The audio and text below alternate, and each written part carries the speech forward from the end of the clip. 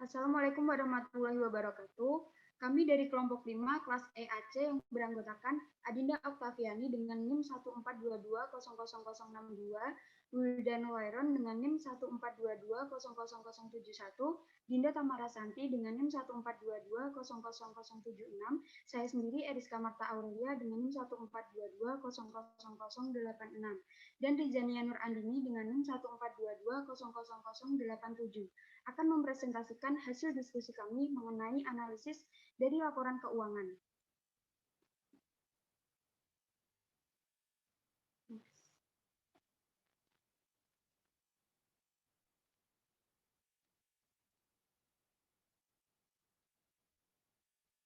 Perusahaan yang kami analisis yaitu Astra Agro Lestari Tbk. PT Astra Agro Lestari Tbk ini mulai mengembangkan industri perkebunan di Indonesia sejak lebih dari 30 tahun yang lalu. Berawal dari perkebunan ubi kayu, kemudian mengembangkan tanaman karet, hingga pada tahun 1984 dimulailah budidaya tanaman kelapa sawit di Provinsi Riau. Kini perseroan terus berkembang dan saat ini menjadi salah satu perusahaan perkebunan kelapa sawit dengan tata kelola terbaik dengan luas areal kelola mencapai 297.011 hektar yang terbesar di Pulau Sumatera, Kalimantan, dan Sulawesi. Next. Ada 6 jenis analisis yang kami gunakan, yaitu analisis rasio profitabilitas, solvabilitas, likuiditas, aktivitas, lalu ada analisis tren, dan juga analisis common size.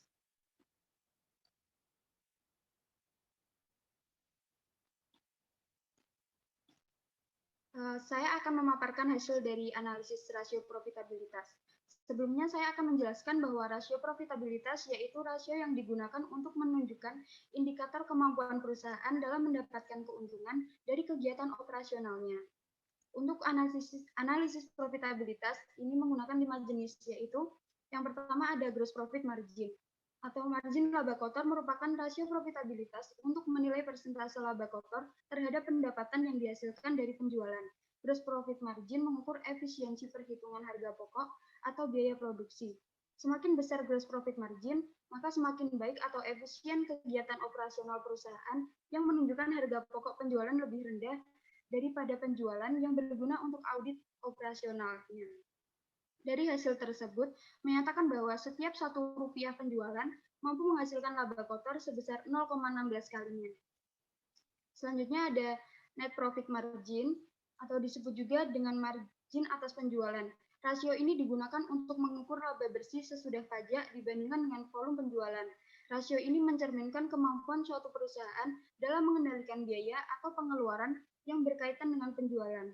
Dapat dilihat bahwa usaha Astra Agro Lestari mampu mengendalikan biaya dan pengeluaran terhadap penjualan mereka dengan baik, di mana NPM sebesar 5%, yang artinya setiap penjualan Rp1 telah mampu menghasilkan laba 0,05 kalinya.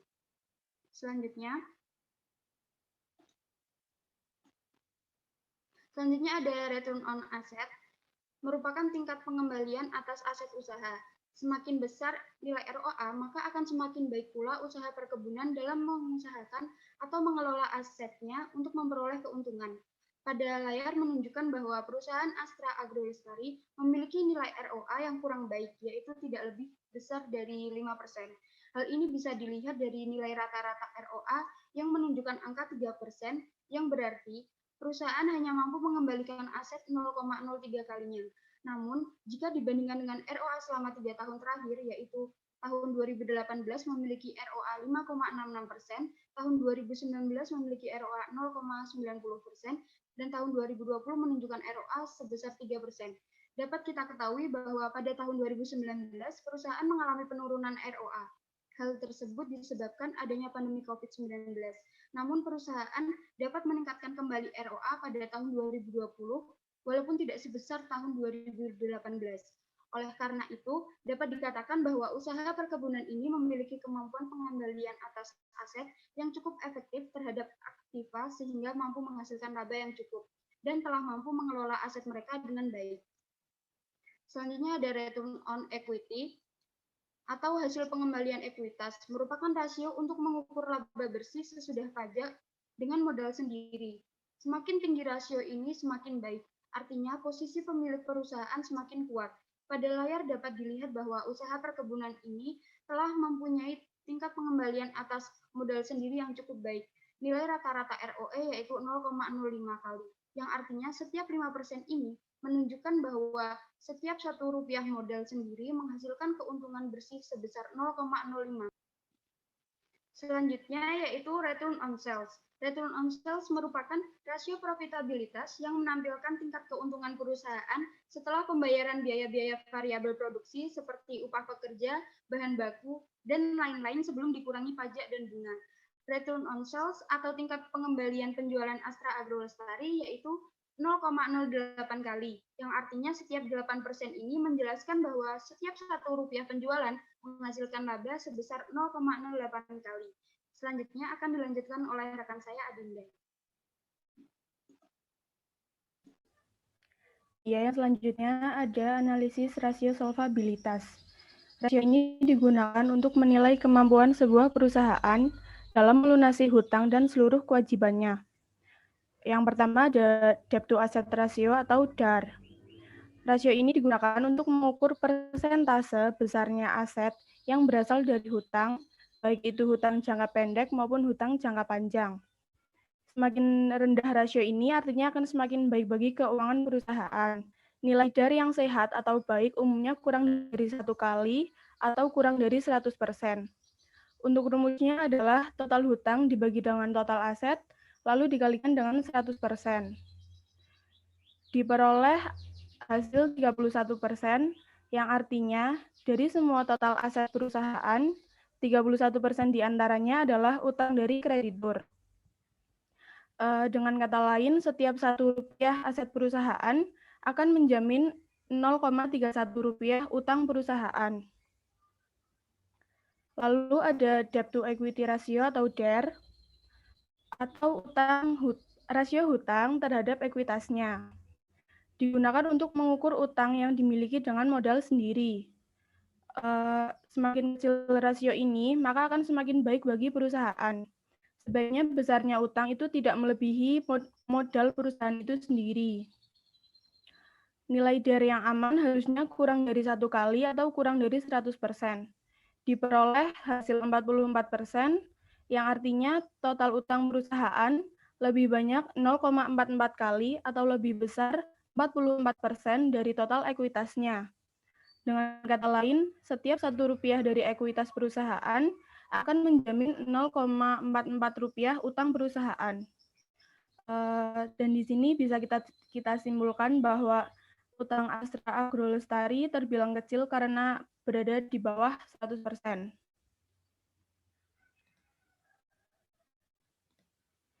Selanjutnya ada analisis rasio likuiditas. Rasio ini menunjukkan kemampuan perusahaan dalam memenuhi kewajibannya.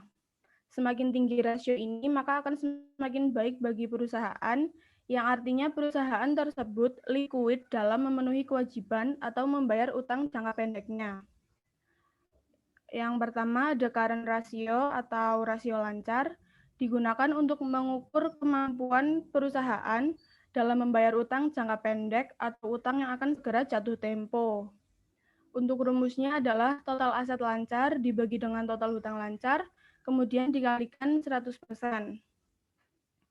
Bisa dilihat current rasio Astra Agro Lestari adalah 331% atau 3,31 kali. Artinya, setiap Rp1 utang lancar akan dijamin oleh 3,31 aktiva lancar. Untuk angka paling ideal yang selalu dicari oleh perusahaan itu sebesar 2 kali, karena dianggap sebagai posisi keuangan yang sehat, di mana perusahaan tetap memiliki modal untuk beroperasi dan membayar utang-utangnya. Nilai rasio yang terlalu tinggi itu belum tentu berarti baik bagi perusahaan. Perusahaan dengan current rasio yang terlalu tinggi hanya perlu memaksimalkan pengelolaan keuangan dengan efisien. Selanjutnya ada quick ratio atau rasio cepat, digunakan untuk mengukur kemampuan perusahaan dalam menutup atau membayar kewajiban lancar dengan menggunakan aktiva lancar tanpa memasukkan nilai persediaan. Untuk rumusnya adalah total aset lancar dikurangi dengan persediaan barang dibagi dengan total hutang lancar, kemudian dikalikan dengan 100%.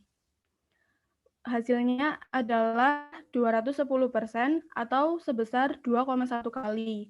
Dengan kata lain, Rp1 utang lancar akan dijamin oleh aktiva lancar selain persediaan sebesar 2,1. Dan dapat disimpulkan, perusahaan tersebut memiliki kemampuan yang sangat besar untuk memenuhi kewajiban lancarnya. Selanjutnya akan dijelaskan oleh teman saya, Dinda Tamara. Yang selanjutnya yaitu analisis aktivitas. Analisis rasio aktivitas yaitu digunakan untuk mengetahui efisiensi dalam memanfaatkan asetnya untuk menghasilkan kas dan pendapatan. Rasio ini digunakan untuk memeriksa tingkat investasi yang dilakukan pada aset dan pendapatan yang dihasilkannya.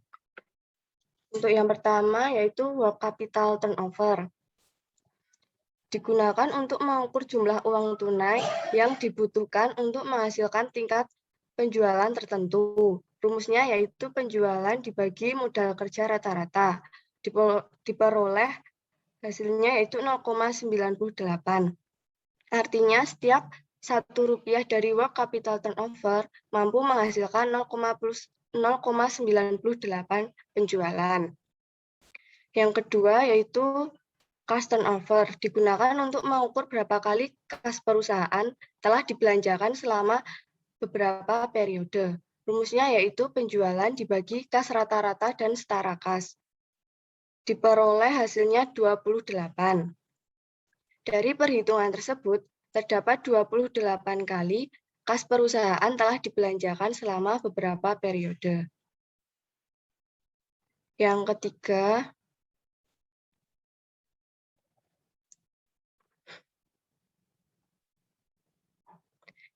yaitu total asset turnover.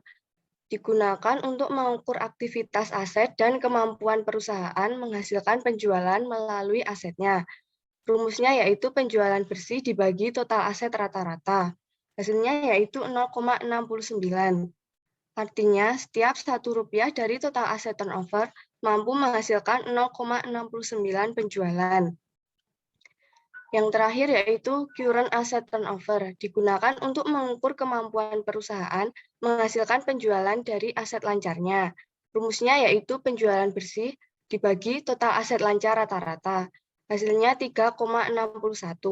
Artinya setiap Rp1 dari current asset turnover mampu menghasilkan 3,61 penjualan. Selanjutnya akan dijelaskan oleh Rizania. Selanjutnya yaitu analisis common size. Analisis common size ialah analisis yang disusun dengan menghitung tiap-tiap rekening dalam laporan laba rugi dan neraca menjadi proporsi dari total penjualan untuk laporan laba rugi atau dari total aktiva untuk neraca. Yang pertama adalah analisis common size aktiva. Pada PT Astra Agrolestari tahun 2018, aset lancar terdapat 17%, dan pada tahun 2019, aset lancar masih tetap 17%, dan pada tahun 2020 meningkat menjadi 21%.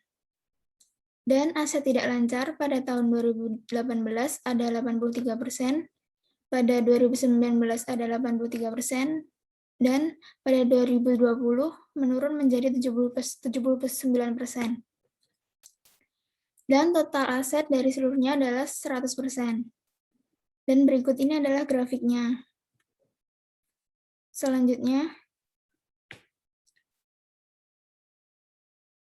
kesimpulannya, pada tahun 2018 dan 2019, komposisi aset perusahaan adalah 17% aset lancar dan 83% aset tidak lancar. Hal ini menandakan perusahaan lebih banyak berinvestasi pada aset tidak lancarnya. Penggunaan aset tidak lancar ini dapat dilihat dari tanaman menghasilkan dan aset tetap yang presentasinya besar. Pada tahun 2020, komposisi aset tetap berkurang menjadi 79%. Penurunan terbesar terjadi pada aset tetap. Sehingga dapat disimpulkan bahwa adanya kemungkinan perusahaan konsisten menambah investasi pada tanaman produktif dan perkebunan plasma.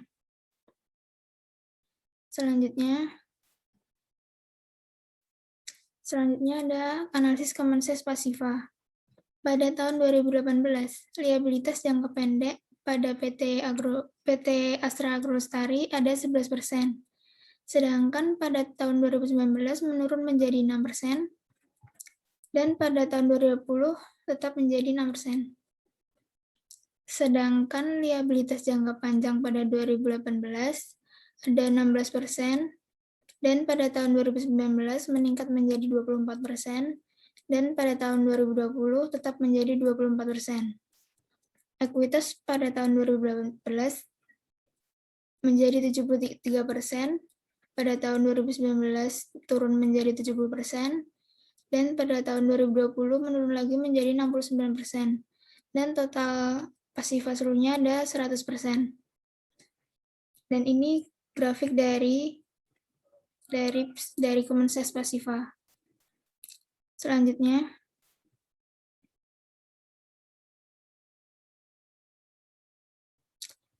kesimpulannya adalah komposisi pasifa pada tahun 2018 adalah 11% liabilitas jangka pendek, 16% liabilitas jangka panjang, dan 73% ekuitas. Dalam hal ini, modal perusahaan atau ekuitas masih mendominasi struktur pasifa perusahaan. Berarti perusahaan dalam keadaan baik karena hutang atau liabilitas mempunyai proporsi yang lebih kecil. Tahun 2019, modal perusahaan berkurang, liabilitas jangka panjang bertambah. Hal ini dikarenakan adanya pengembangan usaha yang dibiayai oleh hutang. Namun hal ini masih menjadi taraf yang baik karena hutang masih lebih kecil daripada ekuitas. Selanjutnya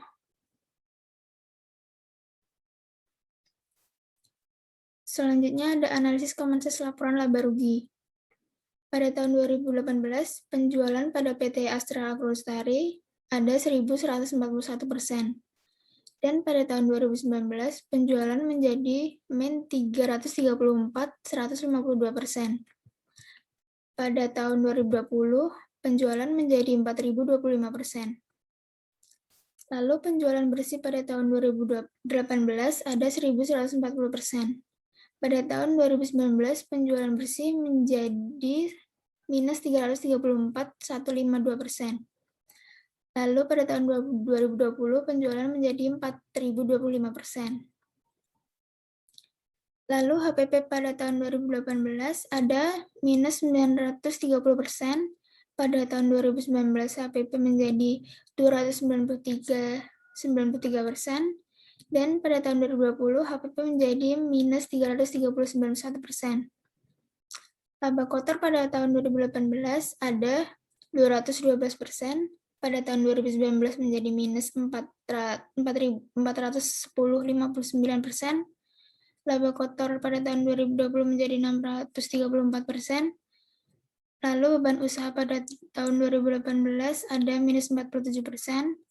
Dan 2019 menjadi 13.849%. Beban usaha pada tahun 2020 menjadi minus 51%. EBIT atau pendapatan sebelum bunga dan pajak ada 130%, dan pada tahun 2019 menjadi minus 12.653%.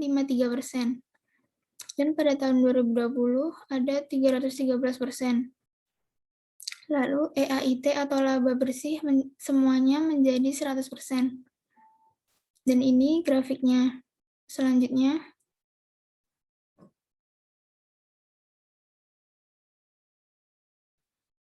kesimpulannya dilihat dari tahun 2018, komponen yang paling tinggi adalah penjualan, yakni sebesar 1.141%. Dan komponen terkecil adalah beban pokok penjualan, yakni sebesar minus 930%. Dilihat dari tahun 2019, komponen paling tinggi yaitu beban pokok penjualan sebesar 293,093%. Dan komponen terkecil pada 2019 adalah penjualan, yakni minus 334,152%. Dan pada tahun 2020, komponen yang paling tinggi yaitu penjualan sebesar 4.025%, dan komponen terkecil yaitu HPP sebesar minus 3.391%. Selanjutnya akan dijelaskan oleh teman saya, Wildan. Selanjutnya adalah analisis tren. Menurut S. Munawir tahun 2010, tren atau tendensi posisi dan kemajuan keuangan perusahaan yang dinyatakan dalam persentase adalah suatu metode atau teknik analisis untuk mengetahui tendensi daripada keadaan keuangannya, apakah menunjukkan tendensi tetap, naik, atau bahkan turun. Kemudian rumus yang digunakan yaitu tahun pembanding dikurangi tahun dasar dibagi tahun dasar dikali 100%. Berikut adalah analisis tren laporan posisi keuangan PT Astra Agro Lestari Tbk. Adapun akun yang digunakan yaitu aset lancar, aset tidak lancar, total aset, liabilitas jangka pendek, liabilitas jangka panjang, total liabilitas, ekuitas, dan total liabilitas dan ekuitas. Selanjutnya.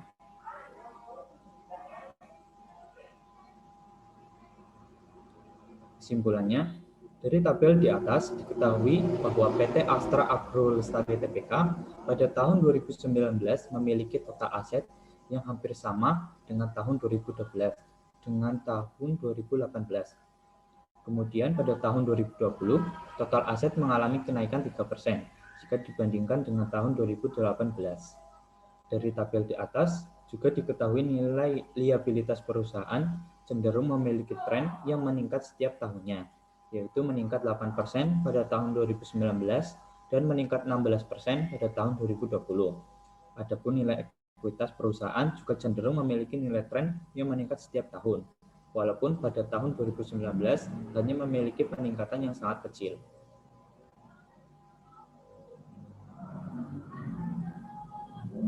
Kemudian, analisis tren laporan laba rugi PT Astra Agro Lestari Tbk. Komponen yang digunakan yaitu pendapatan bersih, beban pokok pendapatan, laba bruto, laba sebelum pajak penghasilan, laba tahun berjalan, total laba atau rugi komprehensif, dan laba per saham dasar atau dilusian.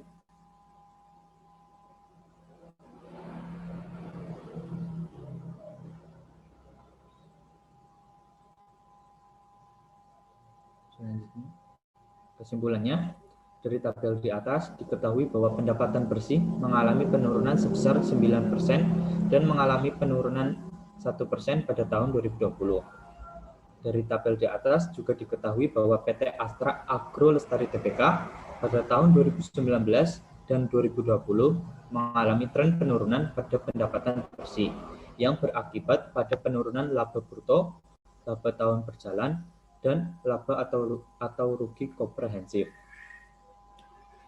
Sekian presentasi dari kelompok 5. Apabila ada kesalahan, mohon dimaafkan. Terima kasih.